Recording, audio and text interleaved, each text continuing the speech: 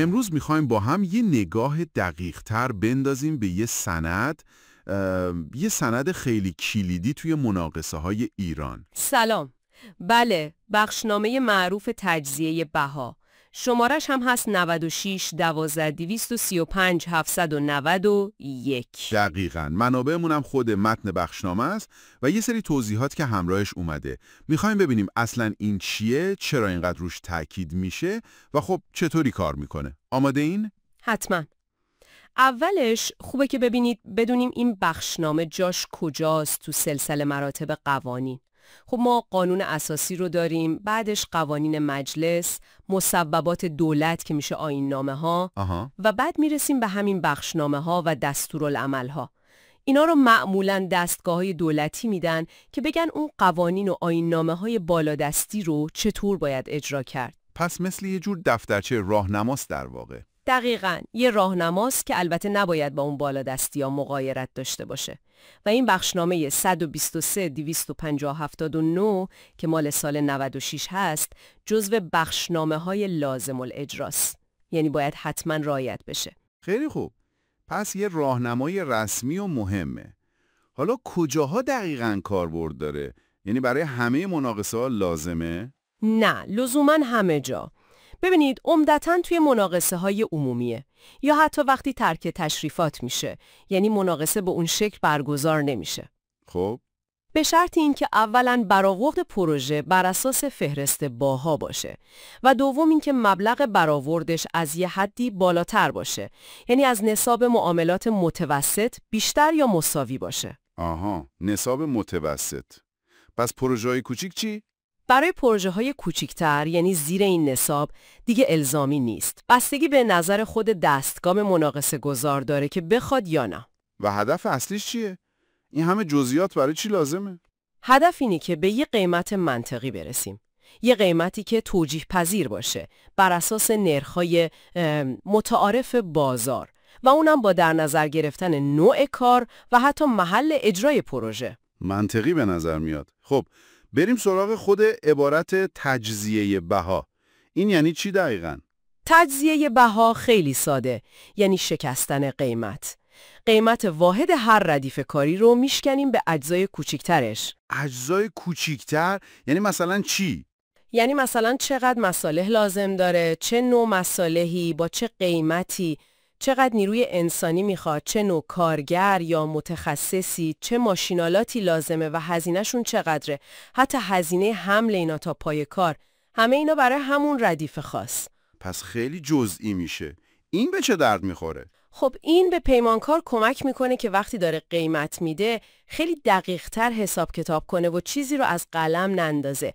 از اون طرف هم کارفرما میتونه با دیدن این جزئیات بفهمه که این قیمت پیشنهادی چقدر منطقیه، چقدر واقعیه. پس پیشنهاد قیمت فقط یه عدد روی کاغذ نیست، پشتش کلی آنالیزه. کاملا درسته. پیشنهاد قیمت یه تعهد رسمیه. معمولا یه ضمانتنامه هم کنارشه. پیمانکار تعهد میده که آقا من این کار رو با این مشخصات و با این قیمت انجام میدم. تجزیه بها اون محاسبات پشت این تعهد رو نشون میده.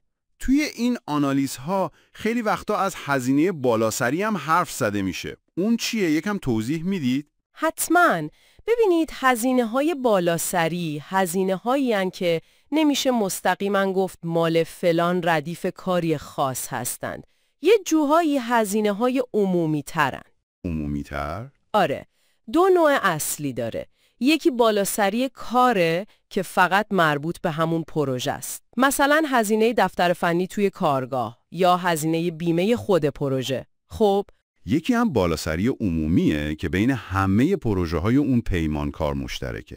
مثلا هزینه دفتر مرکزیش، حقوق پرسنل ستادی و اینجور چیزا. اینا معمولاً 1% از هزینه‌های مستقیم پروژه در نظر گرفته میشن. جالبه. پس این درصدا از کجا میان؟ اطلاعات اولیش توی پیوست‌های فهرست بها هست. معمولاً مشاور پروژه این اطلاعات پایه رو توی سری جدول 1 تا 4 پیوست میده. خب، حالا پیمانکار چطور این تجزیه بها رو باید ارائه بده؟ فرمت خاصی داره؟ بله کاملا مشخصه. بخشنامه یه سری جدول استاندارد داره.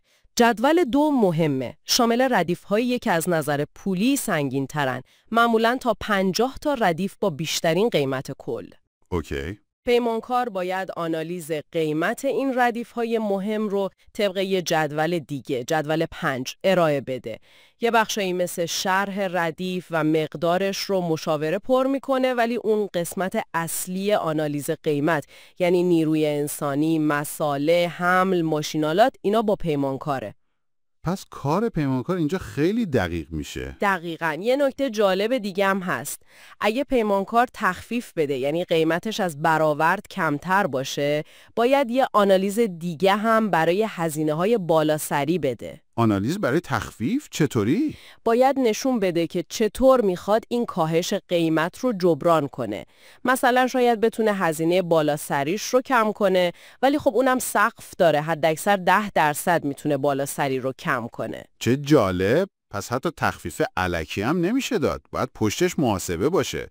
توی مثالی که داشتیم یک کمد MDF بود. اون چی رو نشون میداد؟ آره، اون مثال خوبی بود. قشنگ نشون میداد چطور مثلا هزینه ساخت 1 متر مربع کمد شکسته میشه به هزینه دقیق چوبش، نوار PVC دورش، میخ و پیچ، دستمزد نجار، دستمزد کارگر ساده، هزینه حمل چوب. همه اینا جدا جدا؟ بله. بعد قیمت تمام شده از این آنالیز رو مقایسه میکرد با قیمتی که توی فهرست بها برای همون کمد اومده. بعد توضیح میداد چرا ممکنه فرق کنن. مثلا شاید پیمانکار پرت یا ضایعات بیشتری برای چوب در نظر گرفته، یا واحد اندازه‌گیریشون یکم فرق داره. فهمیدم. این جزئیات واقعا کمک میکنه موضوع روشن بشه. نکته کلیدی دیگه‌ای هم مونده که باید بدونیم؟ آره، چند تا نکته خیلی مهمه. یکی این که توی قراردادهایی که تعدیل ندارن، یعنی قیمت‌ها تا آخر پروژه ثابته، خب پیمانکار باید حواسش باشه که هرچی احتمال افزایش قیمت در آینده هست، مثلا تورم، ریسک‌های مختلف، همه رو توی همین آنالیز اولی ببینه و قیمتش رو بر همون اساس بده. مسئولیتش سنگینه پس. همینطوره. نکته دوم، همه این جدولای تجزیه بها 2 تا 6 باید مهر و امضای پیمانکار رو داشته باشن. اگه ناقص باشن ممکنه کل پیشنهاد قیمتش رد بشه. خیلی مهمه پس که کامل باشه. دقیقاً. نکته سوم، کمیسیون مناقصه دقیقاً از همین آنالیزها استفاده میکنه تا ببینه کدوم پیشنهاد از نظر مالی بهتر و منطقی تره. دنبال پیشنهادی میگردن که هم قیمت، هم کیفیت و هم زمان رو با هم به بهترین شکل داشته باشه. اوکی. و اما میرسیم به یه نکته خیلی خیلی مهم. شاید بشه گفت شاه بیت ماجرا. بفرمایید. اینکه خود این دستورالعمل تجزیه بها، یعنی همین آنالیزها و جداولی که پیمانکار داده، بعداً توی خود قرارداد مستقیما قابل استناد نیست. یعنی چی؟ پس این همه زحمت برای چی بود؟ ببینید، اینا ابزار ارزیابی توی مرحله مناقصه هستن. وقتی قرارداد بسته شد، مبنای پرداخت‌ها، حل اختلافات احتمالی و همه چی خود متن قرارداد و اون فهرست بهای اصلیه که ضمیمه قرارداد شده، نه لزوماً اون آنالیز اولیه پیمانکار. عجب نکته‌ای. این خیلی مهمه پس اگه بخوایم یه جمع‌بندی کنیم، بخشنامه تجزیه بها یه ابزار اساسیه تا قیمت‌ها توی مناقصه‌ها شفافتر و منطقی‌تر بشن. دقیقاً. به پیمانکار کمک میکنه قیمت دقیق بده، به کارفرما هم ابزار ارزیابی میده. فرایندش هم اینه که قیمت‌ها رو به اجزای اصلی میشکنیم و توی جدول‌های استاندارد نشون میدیم. عالی بود.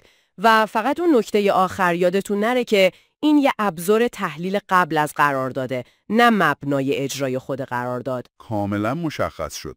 و شاید الان این سوال برای شما پیش بیاد که خب در عمل چقدر این فرایند تجزیه بها تونسته جلوی قیمت‌های غیر واقعی رو بگیره و چالش اجرای دقیقش توی پروژه‌های واقعی، مثلا پروژه‌های خیلی بزرگ یا خیلی خاص چیه؟ اینا سوالای خوبینه که میشه بیشتر بهشون فکر کرد.